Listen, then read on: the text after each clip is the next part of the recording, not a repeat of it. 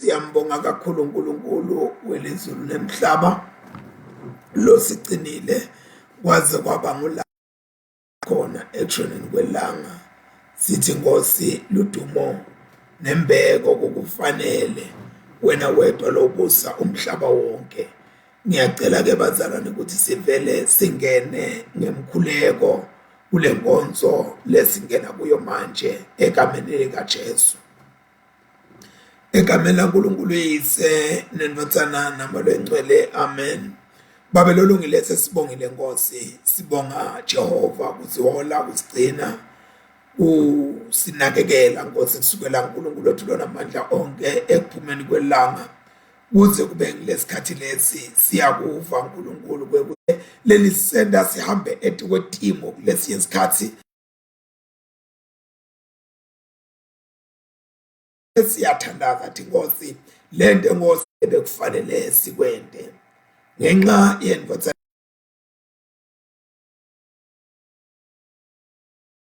usende sikhonde ekhamba lokusha kude ligama lakho lethunyezwe. uNkulunkulu somandla sawukelo siselele ntetho sigcine ephileni lokunini nanini ngaJesu Kristu inkosi yethu, amen. Sidawu qhubekela empili bazalwane siyongena emahubeni.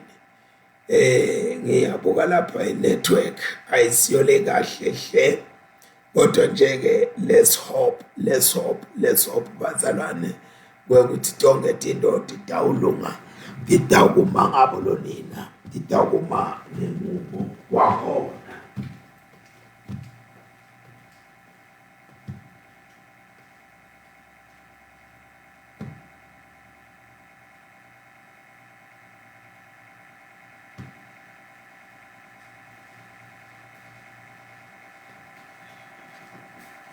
Asikole tindo tidawuma ngabo lo mama bakhona bolonina sisaqhubeka siyamkholwa uNkulunkulu bo network bayenta njalo nje tindo tabo nabo babamba bayekela sitawuthini ke bazalwane ngoba sisebenzisa tindo tebelungu nathi sidla egameni lebelungu ukuthi awu sekuqhumana sekwaba ngaleti ndlela kwente ukuthi nalo le emaveni avele abe lathu tane nathi ngaleti ndlela lethi sihlanganyele naye kube ungazi ukuthi impela ula. So ke bazalwane sicala ngekufunda emahubo lamiselwe lenkonzo yanamuhla ntambama sicala ngemahubo 120 emahubo 120 nangisekuhluphekeni ngiyakhala kuSimakade yena angiphendvule. Simakade ngisindise kulaba ngiqalela emanga nakubakhohlisi. Nine labaqala emanga uNkulunkulu uyakwendani kini, uyawunijezisa kanjani? Niyawujeziswa ngemqibisholo lekhaliphako yempi, nijeziswe nangemlilo wemalahle empondo. Maye kimi lengingumqhamuki lapha kaMeshaki, ngihlala emathendeni akaKedari, sengihleti kakhulu kwaze kwenqa emkhathini walabadonsa kuthula. Mine ngithanda luxolo nekuthula kodwa nangithi ngiyakhuluma nje bavuka indlwabane. Ngiphakamisela emehlo ami etintsabeni, lusito lwami luyaqhamuka kuphi? Lusito lwami luqhamuka kuSimakade lowenta lezulu nemhlaba. Angeke avume ukuthi lunyawo lwakho lushelele, lolo umlondolozi wakho akadeli. Ngempela lolo ngajabula ngesikhathi bathi kimi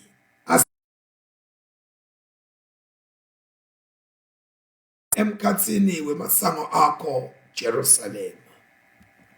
iJerusalem lidolobha lelakheke kahle lavivaniswa. kulapho ikuphukela khona imindeni yasemakathe iye udumisa uNkulunkulu njengoba yena ayala Israyeli. Kulapho uhlala khona tihlalo tebukhosi tekwehlulela, tihlalo tebukhosi tendlu yaDavide. Thandazelani ukuthi kube nekuthula eJerusalema. Changathi bangaphumelela babe nenhlanhla bantu labathanda wena Jerusalem. Akube nekuthula ngekhathi kwetibonza takho, kube nekuphepha etigodlweni takho. Ngenxa yabazalwane bami nebangani bami ngithi kuthula akwazi ngekhathi kwakho. Ngenxa yendlu yasemakathe uNkulunkulu wethu ngikucelela incubekela phambili. Akuthunyiswe uyise nenothana naMoya oNgcwele njengoba bekunjalo eqaleni kusenjalo nanyalo kuyakuba njalo kude kube nini nanini. Amen. Sifundo sekuqala siphuma eTestamenteni elidala sibhaliwe encwadini ya 1 Samuel sahluko 2 verse 1 kuya ku 10.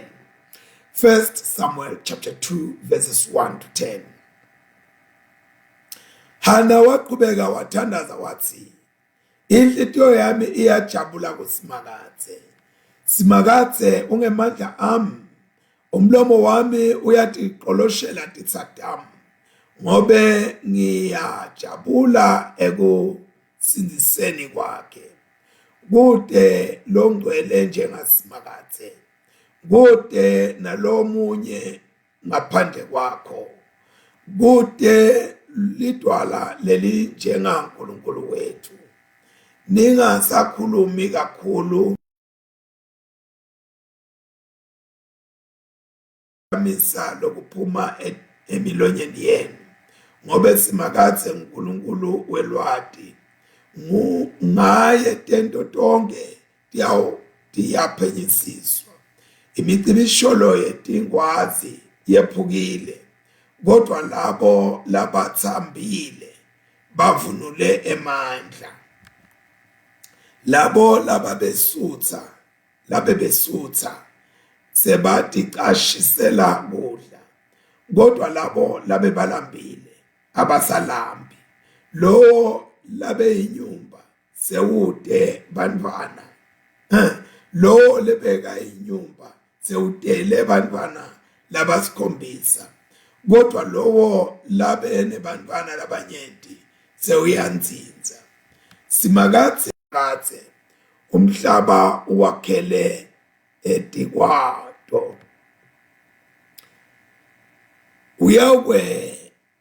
Uyakwelusa tinyawo talabangcwele bakhe, kodwa lababi bona bayawubhujiswa ebumnyameni. Ngobe umuntu akanqobi ngetikhwepha takhe. Labo labamelene naSimakathe bayawuphihlika babe timfuthu. Uyawuduma etikwabo asezulwini lakhe. Simakathe uyawehlulela imikhuleko. Simakathe uyawehlulela imikhawulo yonke yemhlaba. Inkosi yakhe uyawinika emandla, aphakamise emandla aloqotshiwe wakhe. Siphela lapha sifundo sekuqala. Sitawulalela sifundo sesibili lesiphuma eTestamenteni elisha ngekulandzisa kwaLuka longcwele sahluko 9 verse 28 to 36.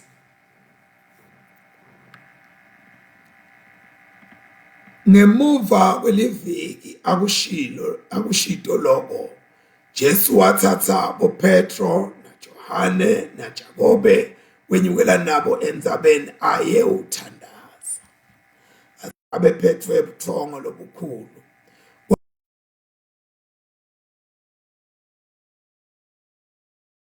Lamadoda athi nasehlukana lamadoda, Petro wathi kuye, mfundisi, kuhle lokuthi sibe lapha asakhe emathendeni amathathu, lelinye libe lakho, lelinye libe laMose, lelinye libe la Elijah. Empeleni abengade ukuthi uthini.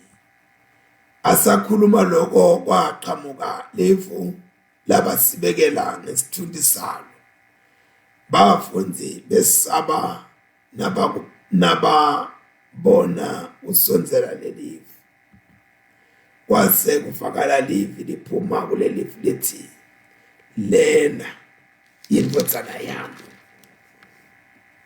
lengikhethile, yilaleleni. Lathi libinza lelivi, kwabese kusele Jesu yedwa. Bafundi bakufihla lokho, abazange batshele muntu ngalaba